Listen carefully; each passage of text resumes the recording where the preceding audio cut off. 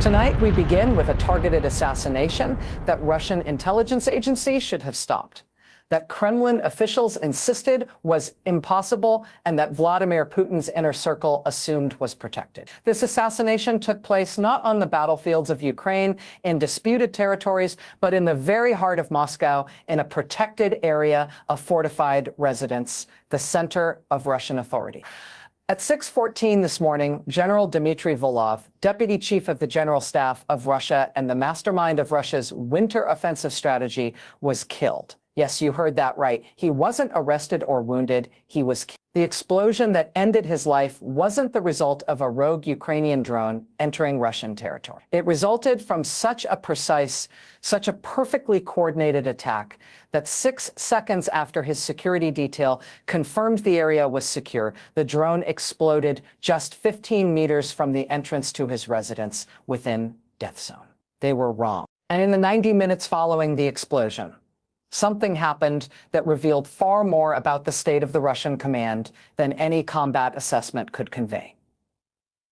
Vladimir Putin was transferred to an unknown secure facility. The leader of the Russian Federation, the man who displays power at every opportunity, was evacuated to a protective bunker because Ukraine has shown that it can eliminate anyone, anywhere, at any time. Tonight, we will show exactly how this unfolded, how Ukraine implemented it, and why the Kremlin has been experiencing greater anxiety since the beginning of this conflict. For months, there have been whispers, not from official intelligence sources or government statements, but simply that Ukraine was building a capacity that would fundamentally change the way this conflict is conducted. Ukrainian special operations were certainly creative, but they were systematic in their creativity. Target selection was tied to a specific hierarchy, a framework, almost a strategic doctrine. Attack supplies, weaken command structures, eliminate facilitators, and so on. But what triggered serious concern in Moscow this winter was that the framework intensified.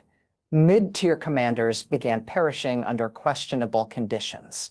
Military commentators with intelligence ties individuals associated with combat planning started moving with augmented protection teams.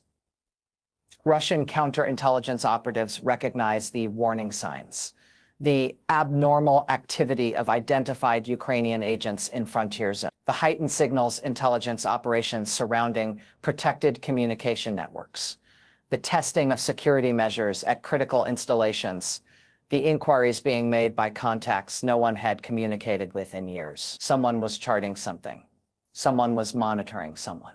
And Russian security apparatus couldn't detect who until this morning when they discovered the answer through brutal means. Early Tuesday morning, Moscow time, inhabitants of the Rubliovka area, the privileged enclave where Russia's elite maintain their personal properties, reported what they first assumed was a natural gas incident. But natural gas incidents don't create craters in driveways. Natural gas incidents don't disperse armored vehicle debris across 200 meters. Gas incidents don't immediately lead to military cordons being established in populated areas.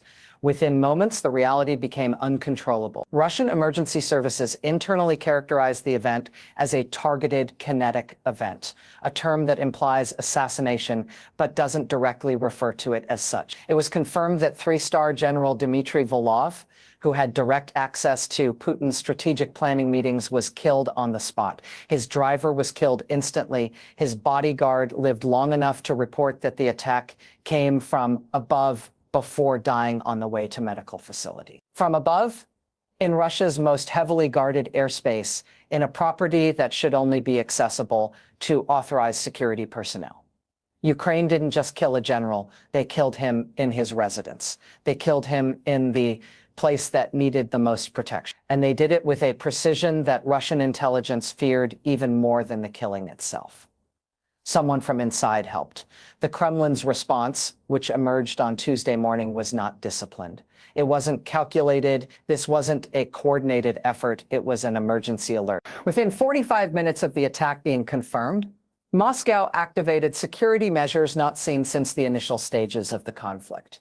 Presidential movement restrictions, communication cuts, and the urgent deployment of high-ranking officials. Sources familiar with Kremlin security operations described the situation as a chaotic situation that was difficult to control. Security teams were unsure whether Vulov's assassination was a single attack or the beginning of a larger operation. In the 90 minutes following the explosion, the following can be summarized.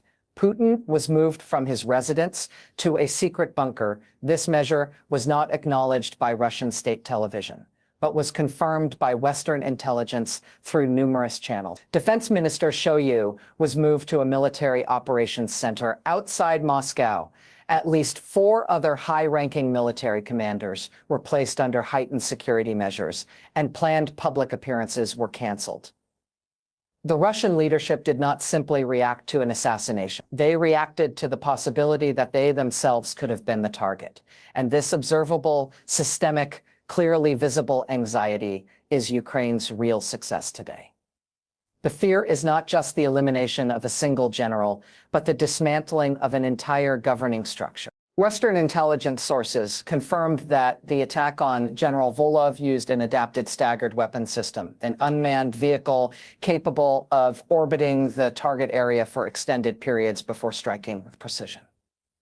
However, this wasn't a conventional Shahed-type platform. It was something more compact, quieter, and specifically designed to circumvent the air defense networks that Russia has deployed around Moscow since the start of the conflict. What made this operation extraordinary, in your opinion? The chronology. Vulov's morning schedule wasn't readily available information. The time of departure, the choice of transport, the route. All of this was protected by security measures designed precisely to prevent this type of targeting. Yet someone had this information. Someone with authority passed this intelligence to Ukrainian services, and Ukraine used it to deploy its assets in precisely the right place at precisely the right time. The location. Rublievka isn't just an elite community. It's a secure area with controlled airspace and monitoring networks designed to detect unauthorized air movements. Where the FSB is deployed, the drone that eliminated Vulov had bypassed all these security measures. Either Russian air defenses collapsed catastrophically, or the platform used was advanced enough to overcome them. Either scenario is ultimately a confidence-shattering situation for Moscow. The explosive charge. Initial damage assessments indicate a relatively limited explosive charge, perhaps 5 to 8 kilograms, but it hit the vehicle's upper surface with absolute precision. This wasn't an area bombardment. This wasn't an attempt to hit something. This was a guided weapon hitting a moving target with centimeter-level precision. The withdrawal. As of tonight, no drone wreckage has been officially recovered. Either the platform was completely destroyed in the explosion, or its fragments are being hidden from the public, while Russian intelligence tries to figure out what they were up against. In other words, Ukraine didn't just kill a general. They demonstrated a capability Russia was unaware of. They breached security that Russia assumed was impenetrable, and even left Moscow questioning what else they were unaware of. And that's where the narrative becomes even more significant. Western intelligence experts have now concluded that General Vulov was not a random target. He was specifically targeted and deliberately followed. Vulov was not a publicly known figure like Defense Minister Shoigu or Chief of General Staff Gerasimov. He was an officer who operated in the clandestine layers of Russian military coordination, translating Putin's strategic goals into actionable directives. According to sources familiar with his role, he was the one who ensured the functioning of the military apparatus. When Putin wanted a winter offensive, Vulov structured it. When the Kremlin wanted to intensify attacks on Ukrainian infrastructure, Vulov organized. When Russian troops needed restructuring after defeats on the battlefield, Vulov accomplished it. Eliminating him wasn't just about eliminating a general. It eliminated institutional expertise. It eliminated connections with subordinate commanders. It eliminated the continuity that allowed large military organizations to operate. Some military experts describe this as leadership beheading, a method of eliminating critical figures not for their representative value, but because they are operationally irreplaceable. Ukraine didn't eliminate Vulov because he was well known. It eliminated him because he was indispensable. Finding a successor with his background, connections, and understanding of current operations will take months. Months that Russia cannot spare. Months during which intended campaigns will falter, synchronization will deteriorate, and the Russian military will function with compromised capability. One drone, one general, one morning, and Russia's strategic planning is delayed further than any combat defeat could achieve. As evaluation progressed throughout Tuesday, we discovered more regarding the magnitude of security for Minsk. Kremlin security procedures have been entirely restructured as of this morning. Senior administrators are being counseled to randomize their activities, abandon established patterns, and presume that their schedules may be compromised. FSB counterintelligence has launched what contacts describe as the most extensive internal inquiry since the Cold War period, attempting to determine how Vulov's activities were known to Ukrainian intelligence. Military command distribution is being expedited, with senior commanders reportedly being relocated away from Moscow and distributed to regional command facilities where they constitute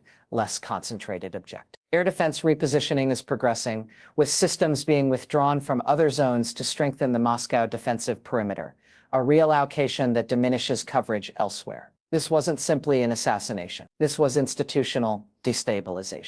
This was Russia being compelled to expend resources defending itself rather than assaulting Ukraine. And institutional destabilization is how smaller forces overcome larger ones. They believed geographic separation from the combat zones meant security. They believed security procedures refined over generations would prevent precisely this category of targeting. They believed Ukraine would never attempt to strike inside Moscow proper, much less at the private property of a senior general. But tonight, the precise inverse has occurred. Distance offered no security. Security procedures failed entirely, and Ukraine demonstrated that audacity is precisely what they maintain. The previous occasion a Russian general of this rank was assassinated during active hostilities was during the Chechen conflicts. And those eliminations occurred in the combat zone proper, not in the capital. The previous occasion Moscow witnessed targeted political violence at this magnitude was the 2015 elimination of opposition figure Boris Nemtsov, an incident Russia attributed to Chechen extremists. There exists no historical parallel for what transpired today. A foreign opponent penetrated Russian capital security and eliminated a serving senior general in his personal driveway. That statement would have been regarded as fiction 3 years previously. Today, it's the headline. What renders this moment so unstable and so meaningful is that Vulov's assassination occurred at a period when Vladimir Putin's legitimacy depends wholly on the impression military extremists demand aggressive retaliation. Security agencies demand explanations for how this transpired. The Russian elite demand confirmation that they aren't subsequent. The population demands to comprehend why their special military operation has transported conflict to Moscow's most privileged community. Putin is managing these demands while personally encountering something he has infrequently experienced: susceptibility. He was transferred to a bunker. That image, even if never officially acknowledged, will disseminate among Russian elites. Their president concealing. Their president fearful. Their president incapable of protecting even his own general. When leaders in that position confront this category of humiliation, they don't react logically. They react with intensification.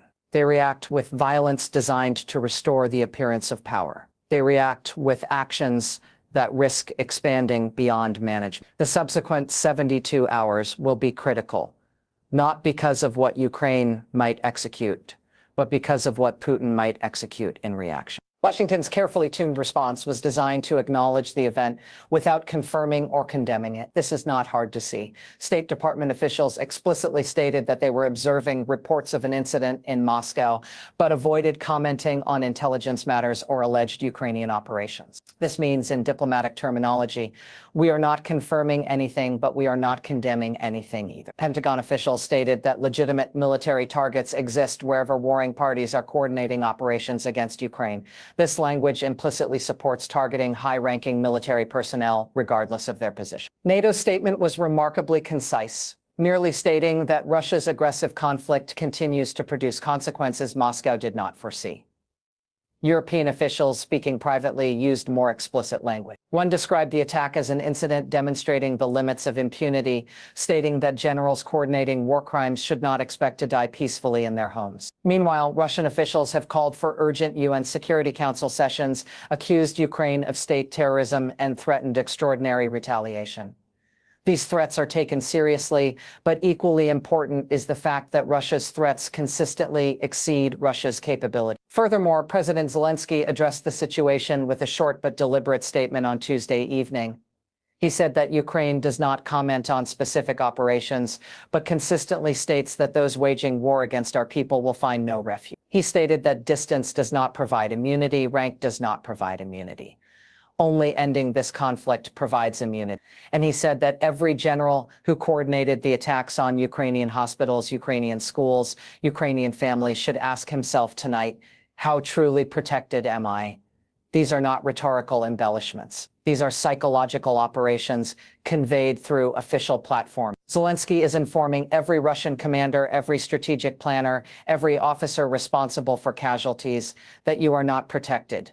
And from today onwards, this communication is no longer theoretical. It has been confirmed. This is what makes the situation even more worrying for the Russian command. The assassination of Vulov was not an isolated incident. In addition to the Moscow attack, a senior FSB officer was injured in a suspected car bomb attack in Belgorod on Monday. This attack, initially appearing unrelated, is now being reevaluated. Intercepted communications show that at least 2 senior Russian military officials have moved to more secure positions following threat warnings last week. Ukrainian military intelligence released a mysterious statement last week, pointing to a specific focus on those responsible for terrorism. This statement is now understood as a warning of precisely this type of campaign. All this points to a coordinated targeting attempt, not an isolated operation. It is disturbing when Ukraine displays this capability even once.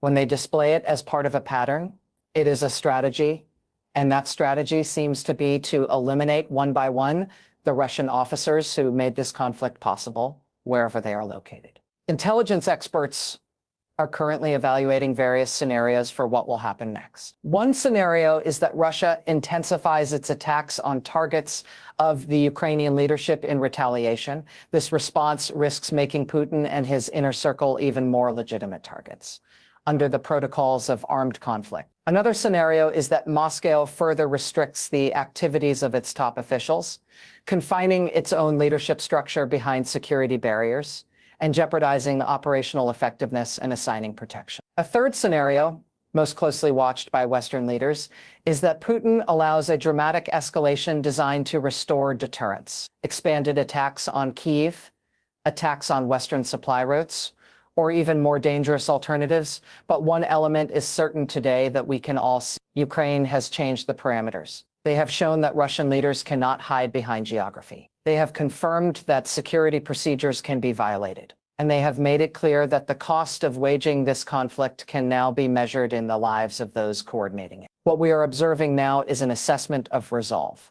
Russia wants to confirm that this assassination will not deter its conflict efforts. Ukraine wants to confirm that they can eliminate anyone Moscow deems important. NATO wants to observe how Putin will react before adjusting its own next action. And Russia's military command, the generals, colonels, and coordinators who woke up this morning assuming they were safe, wants to understand whether they should continue to serve in a conflict that may now demand their lives. This last question may be the most important, because when military commanders begin to compare personal survival to professional obligation, when they begin to question whether strategic planning sessions are worth the risk of becoming targets themselves, when they begin to understand that being close to Putin may mean being close to danger rather than being close to power, the entire foundation of the authoritarian military command begins to crumble. This is not just about one general. This is about whether Russia's military elite will continue to function as willing instruments of Putin's strategic ambitions, or whether they will begin to influence self-defense calculations in ways Moscow cannot control. Tonight, we received information from intelligence chiefs monitoring Russian communications for signs of response planning. They are providing information in a diplomatic way, indicating that the Kremlin command remains in a protective position, meaning that top officials are in secure positions,